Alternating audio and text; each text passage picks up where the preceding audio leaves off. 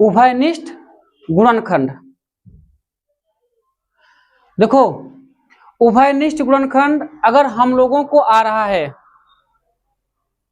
अगर उभयनिष्ठ गुणनखंड अगर हम लोगों को आ रहा है, तभी हम लोग जो है त्रिपदी बहुपद गुणनखंड को हम लोग आसानी से कर सकते हैं।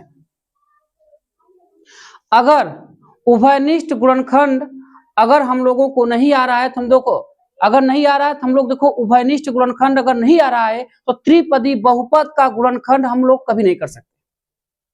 और त्रिपदी बहुपद गुणनखंड जो है कोई भी हो, चाहे जिस प्रकार को, हम लोगों को उससे मतलब नहीं है। सिर्फ हम लोगों को जो देखिए गुणनखंड का सबसे महत्वपूर्ण चीज पता है आपको क्या है? उभयनिष्ठ गुणनखंड।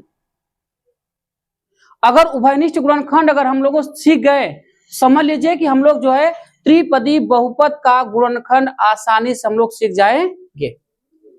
और उभयनिष्ठ गुणनखंड का मतलब ये होता है जो दोनों में बराबर और समान कॉमन हो, जिसके मान में कोई परिवर्तन न हो। अर्थात कहने का मतलब कि गुणा करने पर क्या आ जाए, वही मान प्राप्त हो जाए।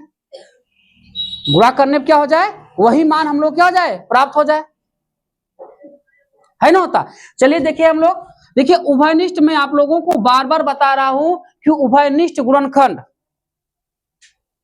इस संसार का कोई भी गुणनखंड हो त्रिपदी बहुपद का, अगर हम लोगों को उभयनिष्ठ गुणनखंड अगर आ रहा है, अर्थात कॉमन लेना आ रहा है, तो हम त्रिपदी बहुपद के गुणनखंडों को आसानी पूर्वक से हम कर सकते हैं ना। देखिए जैसे हम सबसे आपका जो है, देखो उभयनिष्ठ में आपको बार बता रहा हूं, उभयनिष्ठ का मतलब क्या है, जो दोनों में बराबर और समान कॉमन हो। क्या होना चाहिए? दोनों में बराबर और समान कॉमन होना चाहिए। कुछ नहीं करना है हमको, कुछ भी नहीं करना है, हम लोगों को इसमें देखना है दोनों में कॉमन क्या है।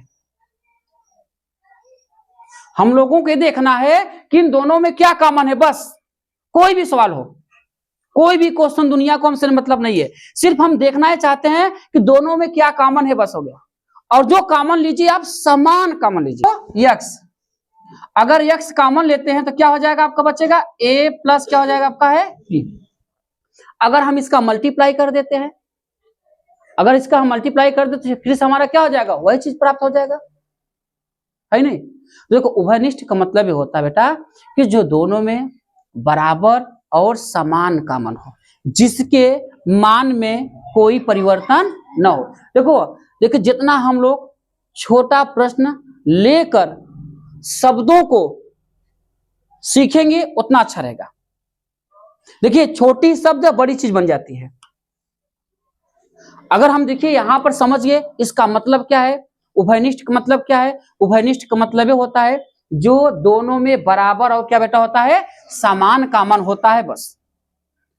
क्या होता है, दोनों में बराबर और समान कॉमन होता है ना। हम लोग देखिए दोनों में क्या कॉमन था, यक्स कॉमन ले लिया तो क्या बचा, ए प्लस क्या बचा आपका है बी।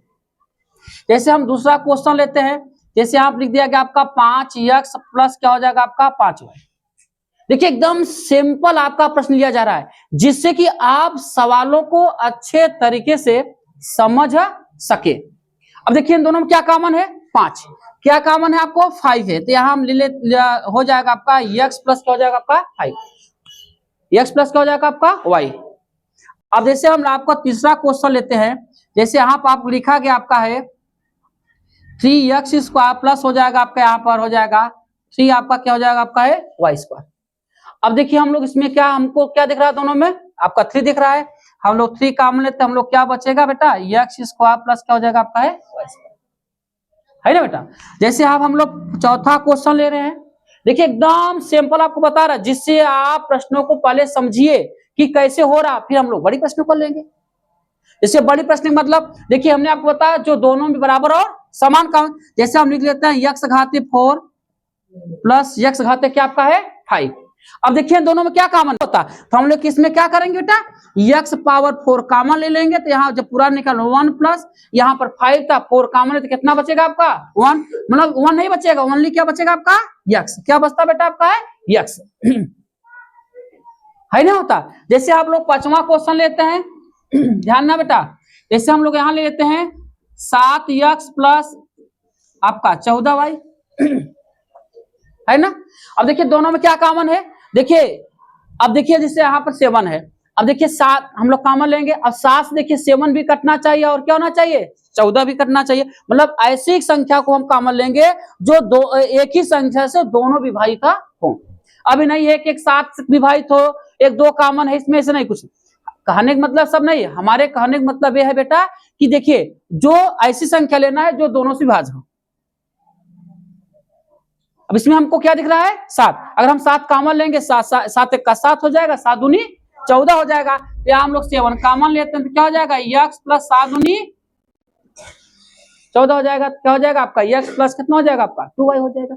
अब देखिए जैसे हम लोग कहते हैं मान लीजिए माइनस x प्लस आपका y, क्या है माइनस x प्लस क्या है y। अगर पहले अगर ऋणात्मक आ जाता है बेटा, पहले क्या आता है, अगर ऋणात्मक आता है तो सर्वप्रथम सबसे पहले हम लोग क्या करते हैं ऋणात्मक कॉमन लेते हैं, अर्थात माइनस कॉमन। अगर पहले माइनस लगा हुआ है तो माइनस कॉमन लेंगे। और याद रखना अगर हम पहले अगर माइनस कॉमन लेते हैं तो अंदर का चिन्ह बदल जाता है। अगर अंदर प्लस है तो माइनस हो जाएगा और माइनस है तो प्लस। अब जब देखिए, और ये तो बात ठीक है। अब दूसरी बात क्या है, और देखिए जब कुछ कॉमन नहीं रहेगा, जब कुछ कॉमन नहीं होता क्या लेते हैं हम लोग, एक कॉमन लेते हैं। तो यहाँ पर हम लोग हो जाएगा -1 हो जाएगा x माइनस क्या हो जाएगा आपका बेटा y हो जाएगा। क्या हो जाएगा x माइनस क्या हो जाएगा y के। जैसे हम लोग 7वां प्रश्न ले रहे हैं, क्या ले रहे हैं हम लोग 7वां प्रश्न। जैसे हम मान लीजिए यहाँ पर कर रहे हैं माइनस, यहाँ हो जाएगा आपका -3x प्लस आपका यहाँ पर 9 है। अब देखिए क्या कॉमन है, अब माइनस है, हम इसको क्या करेंगे माइनस, और क्या कॉमन आपका है 3, 3 का 3 3 का कितना हो जाएगा आपका है 9। यहाँ हम लोग क्या करते हैं 3 कॉमन लेते हैं और माइनस है, जब माइनस भाई काम पहले माइनस है तो अंदर चिन्ह क्या हो जाएगा, यहाँ क्या है प्लस है तो क्या हो जाएगा आपका है माइनस। 3 को निकालनी है तो x माइनस 3 3 भाई 3 में 9 को भाग दें कितने बार जाएगा आपका है 3 बार जाएगा, तो हो जाएगा आपका, है ना। जैसे 8वां क्वेश्चन है, हम आपको फिर से कह रहे हैं एकदम सिंपल प्रश्न आपको मैं बताने का प्रयास कर रहा हूं जिससे कि आपको प्रश्न जो है समझ में आ जाए। जैसे हम आपको मान लीजिए क्वेश्चन ले लेता हूं 3x square y plus x और y। देखिए दोनों में बराबर और समान कॉमन होना चाहिए। अब देखिए इसमें क्या दिख रहा है, अब यहाँ देखिए x स्क्वायर 2 है लेकिन यहाँ पे x कितना है 1, यहाँ पर हम x कॉमन लेते हैं। देखिए ले लिया, अब यहाँ क्या है y, यहाँ पर भी क्या है y, यहाँ हम y कॉमन ले लिए। चलिए यहाँ क्या बचा होगा आपका 3, कितने x थे 2, 1 अगर x आप निकालें तो कितने बचा होगा बेटा 1, तो यहाँ लिखेंगे x, इसको निकाल दिए हो गया, ये पूरा निकालने कितना बचेगा आपका है 1, है ना।